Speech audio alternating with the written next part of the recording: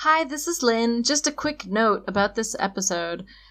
We had some technical problems on my co-host's side. She was having some problems with her internet connection, so you'll hear some strange background noises. I tried to fix it as much as I could, but there's still a little bit there. So I hope you still enjoy the episode. All right, bye!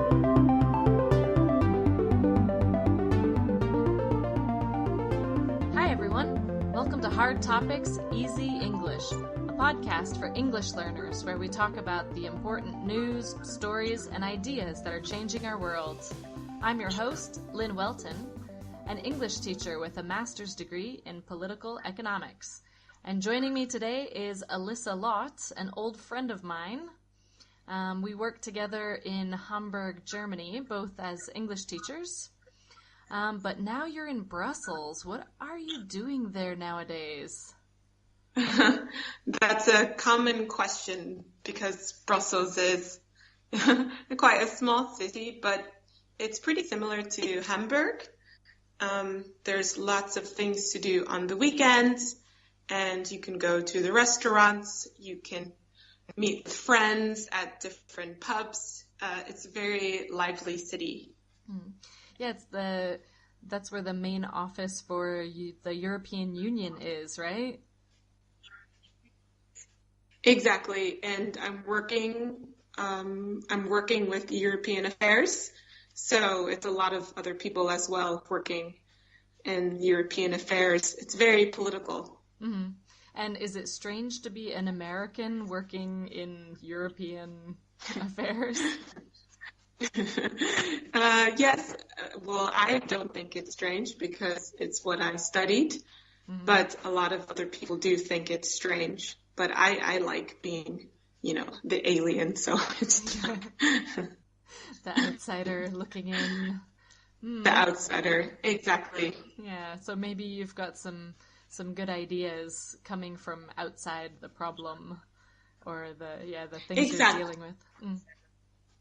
Exactly. And as you know, as we're both Americans, it's nice to not deal with our own politics at the moment. Yes. Speaking of which, let's talk about racism in America. Perfect timing. Yeah. But before we do that, I have to apologize to the listeners of this podcast because it's been a while since my last episode. There were a few reasons for this, including holidays and birthdays, but really it's just what you said. I was stressed out by all of the terrible things that were happening in the United States, like the neo-Nazi march in Charlottesville, where this protester was killed. It was really hard for me to come back to these American issues. But I really want to talk about racism. It's a big, tough topic, but I think I'm finally ready to deal with this. And so I'm really happy that you're going to help me today. We can help each other. Great. So to get us started, I know you're involved with a group in Brussels. You've got this Facebook group, but I can't say the name because it's not in English. Could you say it for us? The name is Monamka, and it's really for woman.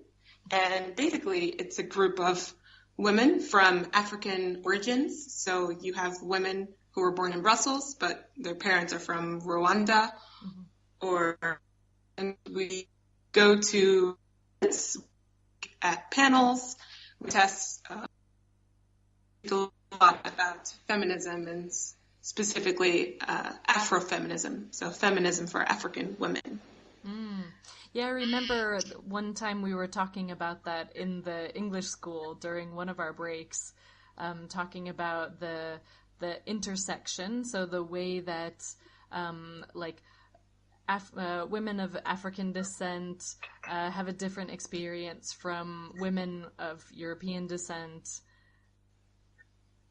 So it sounds like... Yes, and... Sorry. You can... I never told you that you were actually my inspiration, kind of, to go into. You shared me that video. Remember the Ain't I a Woman video from Sojourner Truth? Yeah.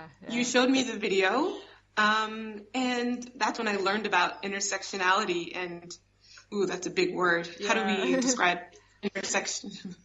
So that, like the way that someone's gender, so being a man or a woman, changes the way they experience the world, and if somebody's black or white or some other, ethnicity, that changes the way they experience the world. So all these different influences. They intersect. Mm-hmm. Yeah, how they all come together to shape who somebody is and how they're seen. Yeah. Exactly. Mm. Right. It's a popular word now, actually. I hear it a lot more recently than before. Yeah, which is great because there's so many ways that people's experiences can be different. I remember when I first realized that, like white women were fighting for the right to work outside of the house. And for black women, they're like, girl, we've been working outside the house forever. That's not a problem for us. We have other problems. Yeah, so, it's really interesting to think about this from all these different perspectives. Exactly, and sexuality as well. Mm-hmm. I mean, if you have gay or lesbian, a minority, depending on your social class, maybe how much money you earn. It's quite a different experience than, other people. Mm-hmm. Yeah, or like European Muslims compared to Muslims from the Middle East or Muslims from Africa. Like, so right. Religion Completely and race different. is gonna, yeah. Right. Exactly. Yeah, it's fascinating. Yeah. It's very fascinating. I am just fascinated by all of these topics right now. But we have to pick one. Today is one topic. Yeah, so we're both Americans. Let's stick with what we know.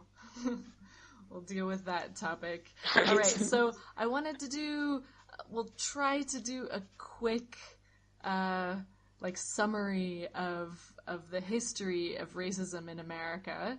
To me, it's really interesting to see how we got here, how we got to the situation we're in right now, because a lot of Americans, I think, they always say like, "Oh, don't talk about the past. We have to think about the present and the future, and just forget about the past." But then, they try to say that, if we all just act like racism doesn't exist, it'll stop existing. But they don't understand that history got us to this problem, and now we all have headstarts or handicaps because of that history. Exactly. Which I find very problematic. You can't ignore an issue and think it will go away. You have to talk about it, I think, at least. Yeah, I think so. Like, how do we get all these ideas that are in our heads? Somebody put them there. They got there somehow. Yeah. Exactly. Okay. So